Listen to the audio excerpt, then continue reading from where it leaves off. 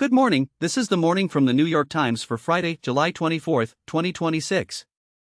I'm Sam Sifton, and we've got a packed edition today: a landmark day for mathematics, a victory for press freedom, new tariffs hitting more than 80 countries, an escalating war in Iran, and a surprising viral moment involving killer whales and a 2,000-pound fish. Let's dive in. We start in Philadelphia, where yesterday the Fields Medals, often called the Nobel Prizes of Mathematics, were awarded to 4 scholars under the age of 40.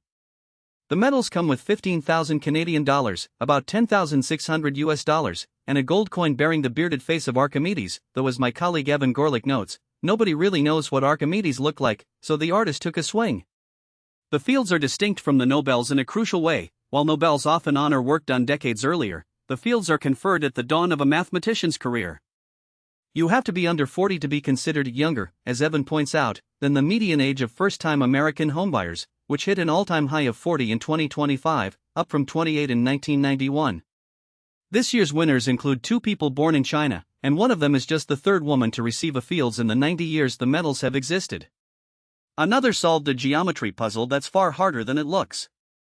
And the 4th, well, he's leaving pure math to pivot to artificial intelligence, which, as Evan puts it, is a bit awkward. Let's meet them. Yu Deng, 37, at the University of Chicago, worked on bridging Newton's laws of motion with statistical mechanics. You remember Newton's laws from school: one billiard ball ricocheting off another. But in systems with billions or trillions of objects, calculating every interaction is impossible.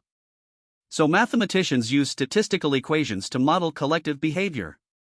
Deng managed to work backward, deriving one of those statistical models, the Boltzmann equation, from Newton's laws themselves. Kenneth Chang, who's covered the Fields 5 times since 2006, spoke with Deng, who told him that unlike most mathematical work, his research directly addresses how the universe works. John Parton, also 37, at Stony Brook University, operates at the intersection of geometry, rigid shapes, and topology, bendy shapes.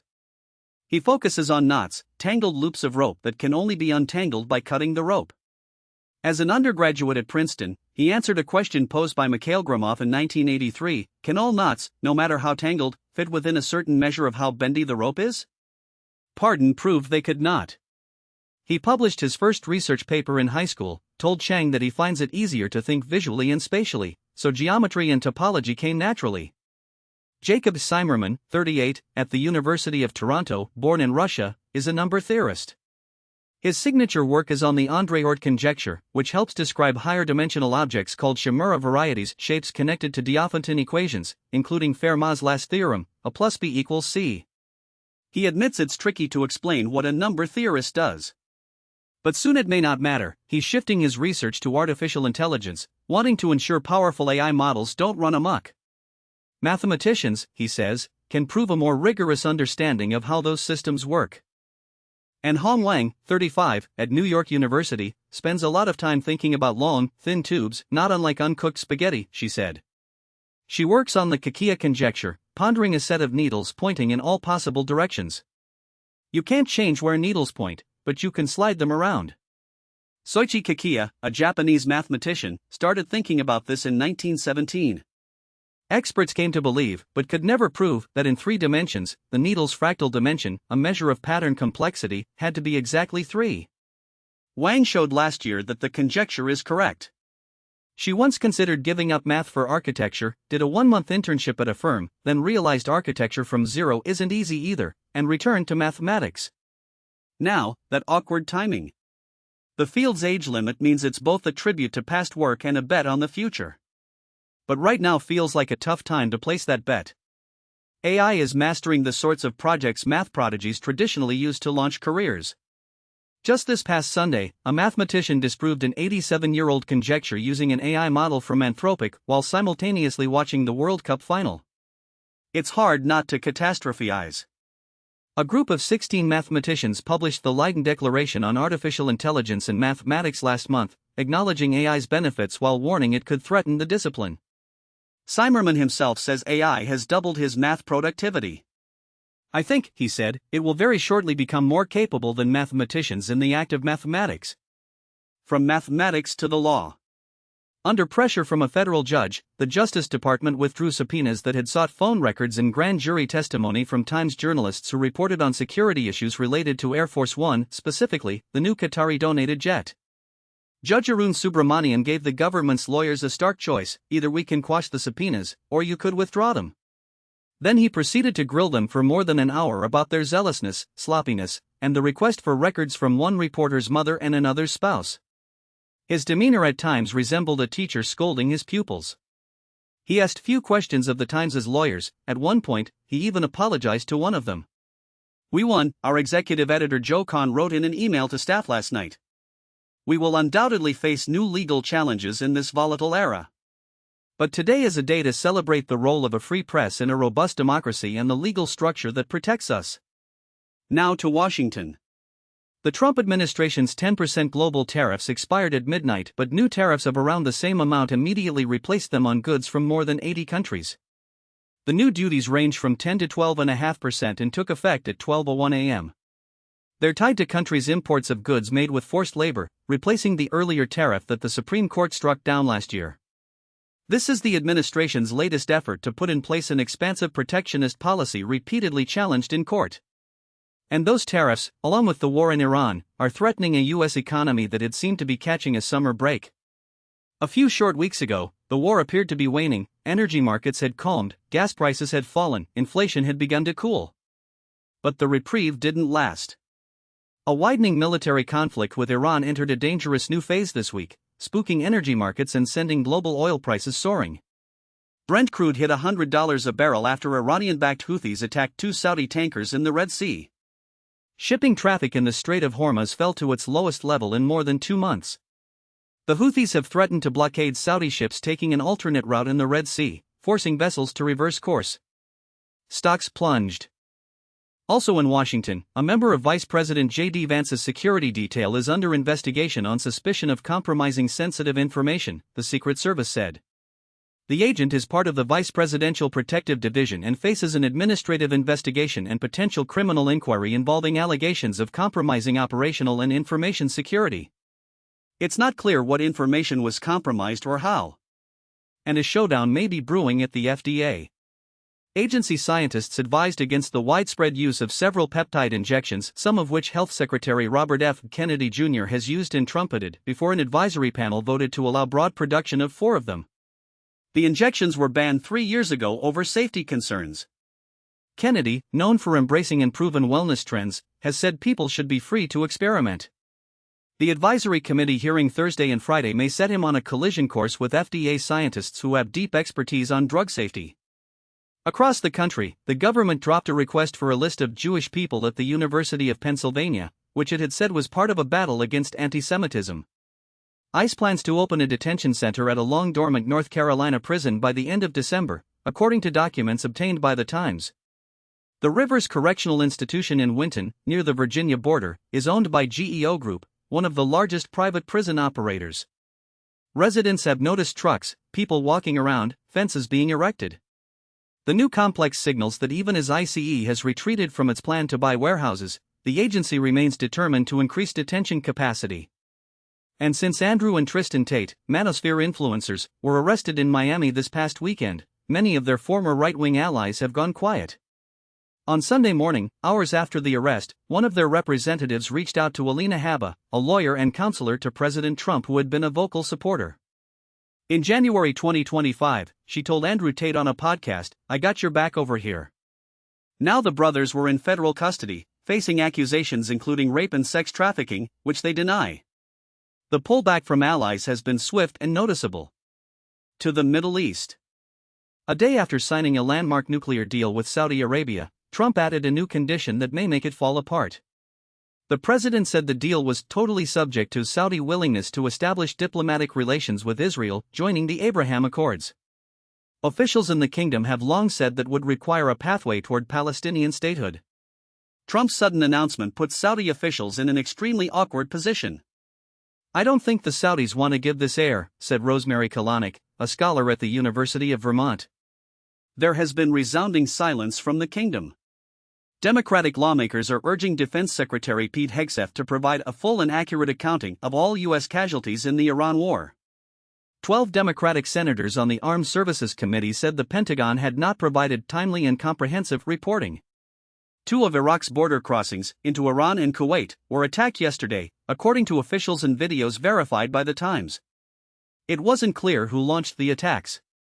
At the Shalamcha crossing on the Iranian side, a rest station for police officers was struck. Iranian and Iraqi media reported U.S. airstrikes.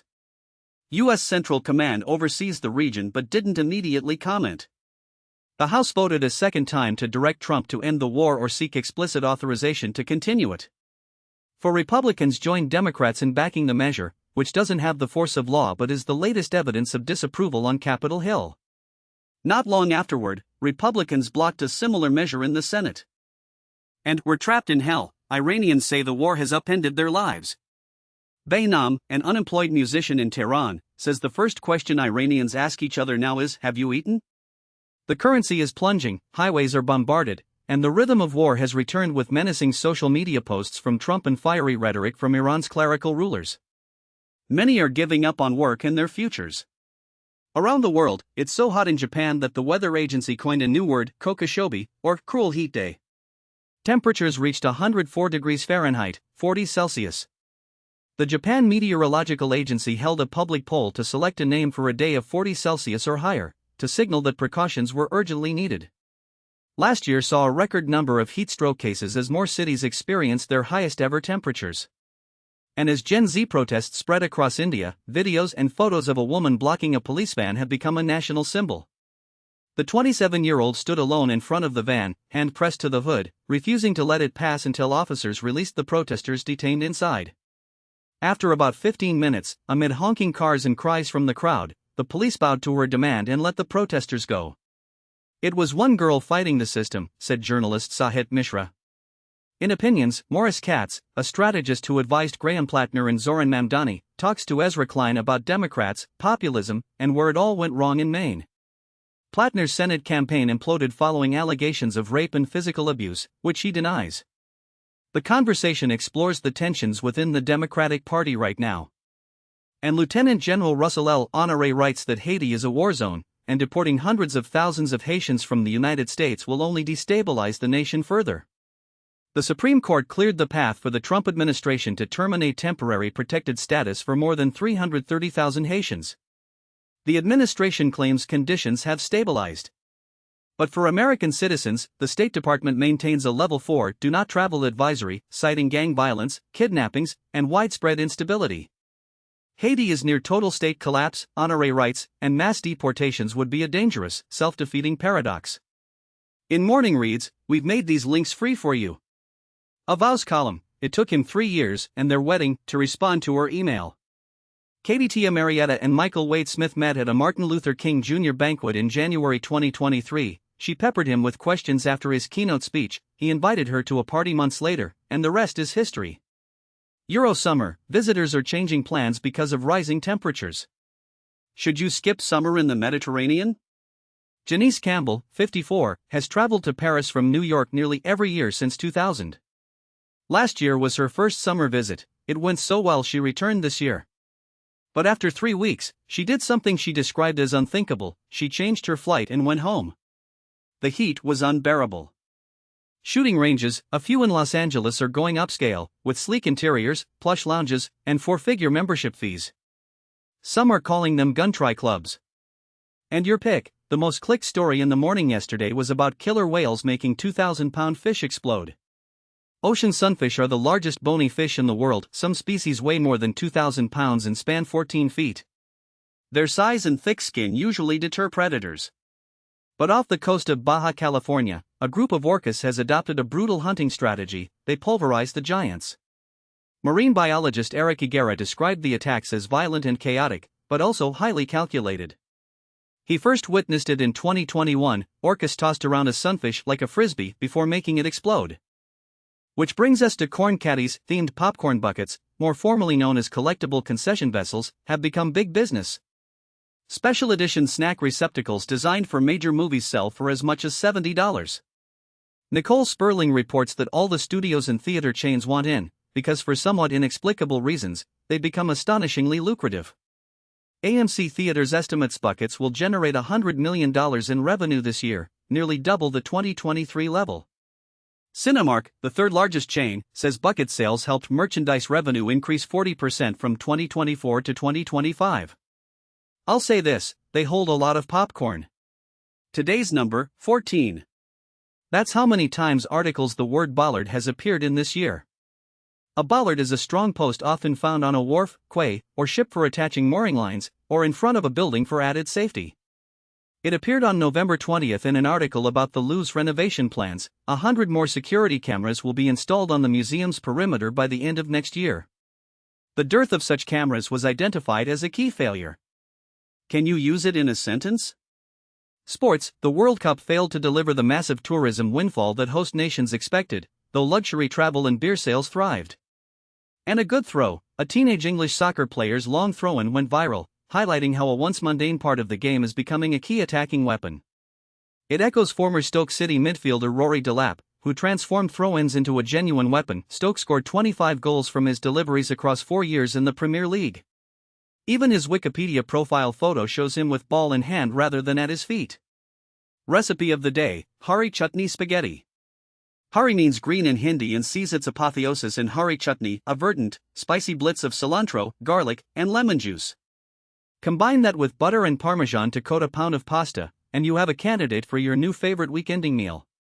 Spiritual pop, Willow Smith, daughter of Will Smith and Jada Pinkett Smith, is releasing a new album this week called The Thread.